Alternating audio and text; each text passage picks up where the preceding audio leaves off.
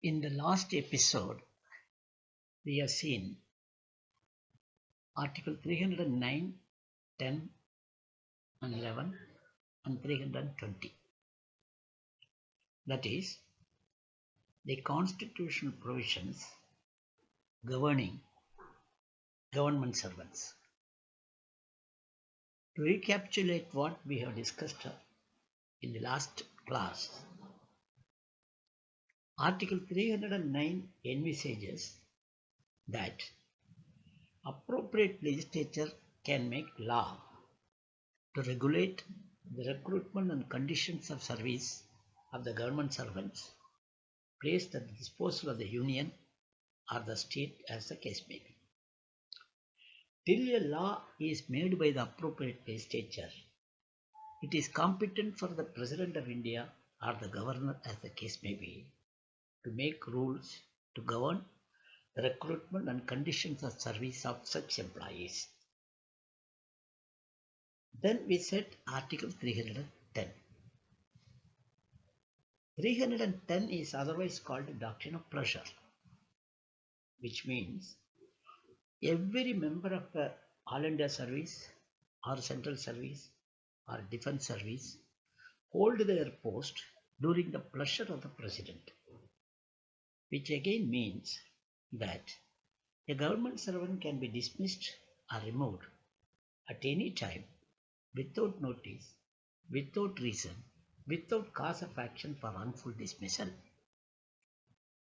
That is, he is at the pleasure of the President of India or the Governor as the case may be. If you analyze this provision, the first sentence says that subject to the provisions of the Constitution, which means there are certain constitutional dignitaries for whom this doctrine of pleasure does not apply.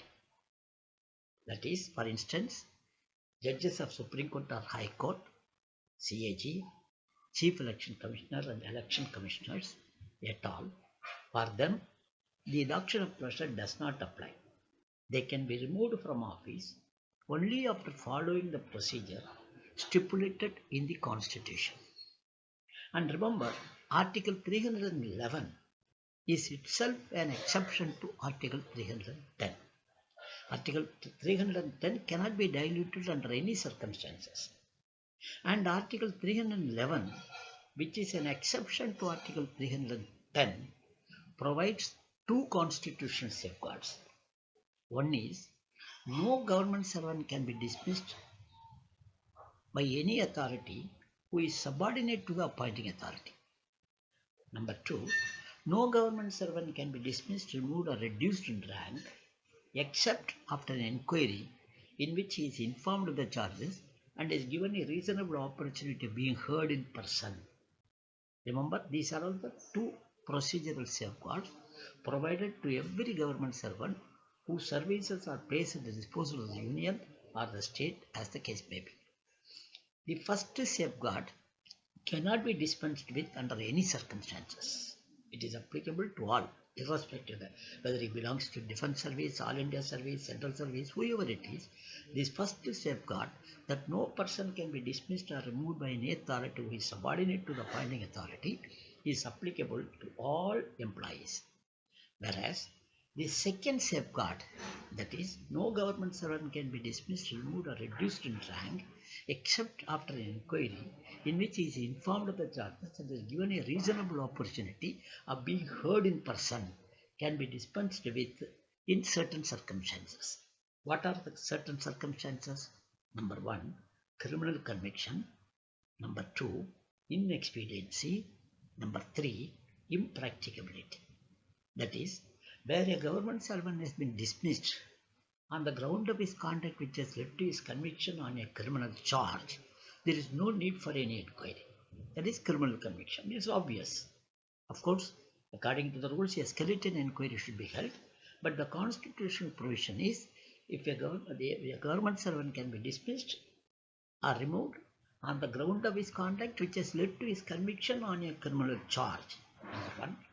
Number two, where the President of India is satisfied that in the interest of security of state, it is not expedient to hold an inquiry in expediency.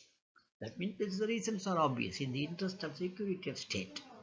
Third is where the President of India is satisfied that for the reasons to be recorded in writing, that it is not reasonably practicable to hold an inquiry.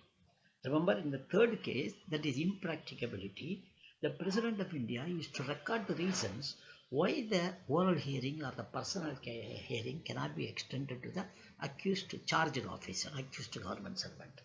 In the second case, that inexpediency, there is no need for giving the reasons. Whereas in third case, safeguard, third exception, that is the government where the President of India is satisfied on the ground of his conduct, which has led to his conviction on a criminal charge.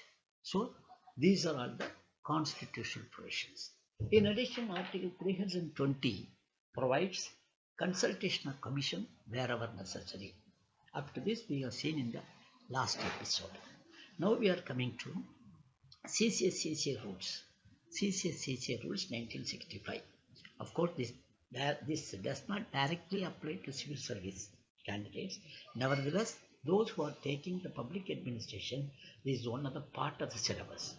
So it is better for them to understand, of course, in a general way, these provisions also.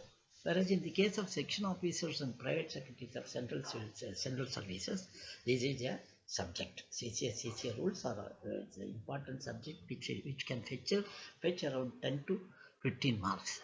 Now, this one is, remember, there are two sets of rules.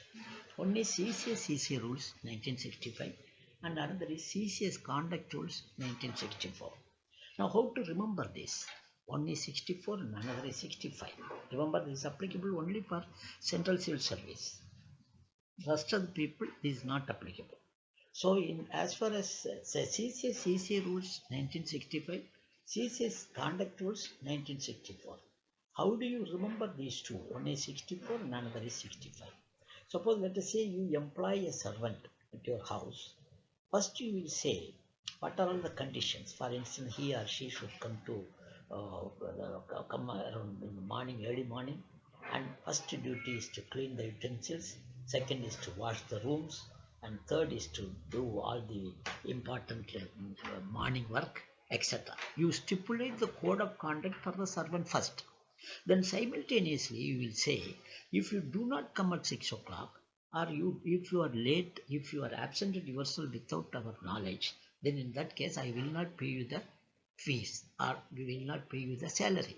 So first is a code of conduct, then the penal provisions. In other words, CCA rules is 65, that is the penal provision. Conduct rules is 64. So CCS conduct rules 1964, CCA rules 1965. So the conduct rules is first one, disciplinary rules is second one. Conduct rules 1964 and disciplinary rules 1965. So this is how you should remember which is first and which is second. Now, secondly, we should know what are the purpose of the CCA rules. What is the purpose of CCA rules? First purpose is to classify the posts. Second is to classify the grades. Third is to prescribe what are all the penalties. Fourth is what is the procedure to be followed in imposing such penalties. Fifth is what is the procedure to be followed for disposal of appeal, revision and review. So this is the main purpose of a CCA rules. Secondly, what are the powers of the president? What are the powers of the president? First power of the president is, remember incidentally, whenever we say president, I have already told you under Article 74, it is not the President of India per se. It is the minister in charge, because under Article 77, all executive functions are expressed in the name of the president. So naturally, wherever the term President of India comes, kindly do not remember that it is Honorable Pranab Mukherjee. It is the minister in charge of the department. So, what are the powers of the president as far as CCA rules are concerned? First power is to impose penalty. That is the first power. Second is to empower any other authority other than president for imposing such penalty. Third is to institute disciplinary proceedings or cause the disciplinary proceedings to be instituted. Then fourth is to order common proceedings. Then fifth is to decide on the dispensation of the inquiries. Under what circumstances the inquiry, the personal hearing, oral hearing, etc. can be dispensed with. Then on what points should be considered in disposal of appeal, revision and review. Then comes to exclude certain class of government servants from the operation of the rules. Then finally, to remove any doubt with reference to the application of the rules or to interpret the rules. This is the powers of the President. Now, let us see to whom this does not apply. CCA rules do not apply to certain categories of staff. Now remember, when we say CCA rules do not apply, are they completely exonerated or completely excluded from the operation of any type of rules? No. There are exceptions, but for them the rules are modified in such a way depending upon their local needs. That does not mean they are above discipline. They have the disciplinary rules with ipso facto, with certain changes, it is made applicable. For whom CCA, this particular CCA rules 1965 do not apply to: number 1, All India Service; number 2, railway servants; number 3, casual staff; number 4, those who are subject to discharge with less than 1 month notice; number 5, those excluded under the special law; number 6, those who have been excluded under the orders made by President, by general or special orders made by the President. This is for these categories of officers. These rules do not apply. Then we are coming to the definition. Definition, very important definition. 3 definitions are there. One is appointing authority, second is disciplinary authority, third is what is known as appellate authority. These are the 3 important definitions. Now, what do you mean by first, appointing authority? Who is the appointing authority? What is the definition of appointing? We very frequently come across appointing authority, appointing authority. Who exactly is the appointing authority? Remember, there are 3-4 people in fact. Any authority who is competent to make appointment in the post which the government servant is holding. Any authority who is competent to make appointment in the cadre to which the government servant belongs.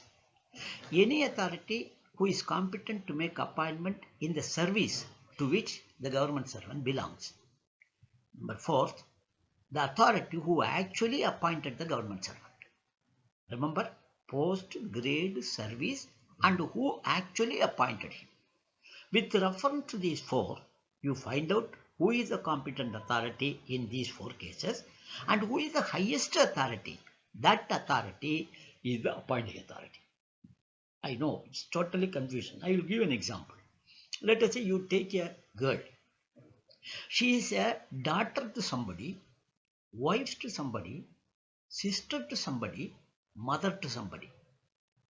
A married girl, maybe a mother, maybe a daughter, maybe a wife, maybe a whatever it is. So 4 identities are there for a girl. So depending upon the person before whom she is placed, the relationship changes. She may become a daughter to her mother. She may be a wife to her husband. She may be a sister to her brother. So the relationship changes depending upon the person before whom she is placed. Similarly, every government servant has 4 identities. He may belong to a, for instance, let us say a personal assistant to a director. The post held by him or her is personal assistant to director administration, is the post. Grade is, let us say 4,200 or 4,800. That is the grade. Then service is CSSS, Central Secretariat Stenographer Service. Remember, the same person, the person is same. She is holding a post, she belongs to a cadre, she belongs to a service. So 3 identities. And who is competent to make appointment in these? Take who is competent to make appointment to the post which he is holding, who is competent to make appointment in the cadre to which he belongs, who is competent to make appointment in the grade to which he belongs. Of these three, you take that authority. And who actually appointed him, take that authority. Of the four, who is the highest authority? That authority is the appointing authority. Now again, you may be having, what is the rationale in saying the last one? Who actually appointed? What is the need? You can say, I can understand who is competent to make appointment to the post, grade or service. Then what is the need for identifying an officer who actually appointed the government servant? Again, I will give an example. Let us say there are intelligence bureau of special bureau.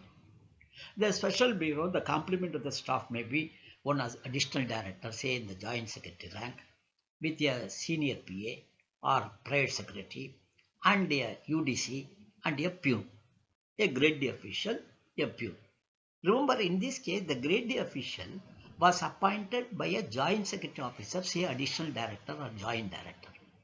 The grade D, group D staff peon was appointed by an officer of the rank of joint secretary. Okay, he has been appointed. Let us say he has been transferred to the North Block, IB headquarters. Here, the peon, the so-called peon or grade D official, can be appointed or removed by an undersecretary, assistant director. The disciplinary powers over a peon is vested with assistant director, who is only of the rank of undersecretary. Example only. I am not attributing any exact position. Now in this case, let us say Mr. A group D official appointed by the joint secretary in the special bureau at Leh, has been transferred to the North Block. Because of certain misdemeanor, let us say he has been involved in a fraud case and he has been dismissed. Remember here, who is competent to impose the penalty of dismissal on Mr. A, who is the group D official? Undersecretary. The disciplinary powers of removal is been given to the appointing authority, that is an undersecretary. Now remember, he has issued the orders of dismissal on a peon who was appointed by no less a person than joint secretary. Remember, wittingly or unwittingly, he had violated the first safeguard provided in Article 311. No person can be dismissed or removed by any authority who is subordinate to the appointing authority. In this case, remember, he was appointed by a joint secretary. Unwittingly or wittingly, he has been removed by an undersecretary. So, you are violating the constitutional safeguard provided in Article 311. That is why the appointing authority is defined to include the authority who is competent to make appointment in the post held or cadre to which he belongs or grade to which he is appointed, or in addition, the authority who actually appointed the government servant. Of the four, who is the highest authority? That authority is the appointing authority. Now, who is the disciplinary authority? Disciplinary authority is the authority who is competent to make, who is competent to impose any of the penalties given in Rule 11 of CCA Rules 1965. Any authority. Any authority who is competent to impose the penalty, any of the penalties given in Rule 11 of CCA Rules is called a disciplinary authority. Even if he is competent to impose only censure, he is a disciplinary authority. So remember, all appointing authorities are disciplinary authorities, but all disciplinary authorities are not appointing authorities. Why? Because a disciplinary authority may be competent to impose only a penalty of censure, whereas appointing authority is competent to impose the penalty of dismissal. So all appointing authorities are disciplinary authorities, whereas all disciplinary authorities are not appointing authorities, because disciplinary authority cannot remove a person unless he has been specifically endowed with such powers. So, who is appointing authority we have seen? Who is disciplinary authority we have seen? Now, who is appellate authority? Appellate authority, normally the CCA rules provide here what is called an annexure, where they give specific. Okay, if there is no such mention, there should be a special or general order made by the President of India. Okay, it is also not there. Then in that case, what is the guideline? The guideline has been given in CCCC rules itself. That is, for group A and B, remember, for group A and B, the appointing authority is the appellate authority if the punishment was issued by an authority who is subordinate to the appointing authority. Remember, for group A and B, appointing authority is the appellate authority provided the punishment order was issued by an authority who is subordinate to the appointing authority. Otherwise, suppose if such a situation is not there, then it is the President of India. It is the President of India. Now, Group C and Group D, very simple. The authority to whom the punishing authority is immediately subordinate. The authority to whom the punishing authority is immediately subordinate. Again, I repeat, for Group A and B, the appointing authority is always the appellate authority, provided the punishment order was issued by an authority who is subordinate to the appointing authority. Otherwise, it is the President of India. Now, as far as Group C and D are concerned, remember, the authority to whom the punishing authority is immediately subordinate, he is the appellate authority. So, up to this, we will end now. We will proceed further in the next episode. Thank you.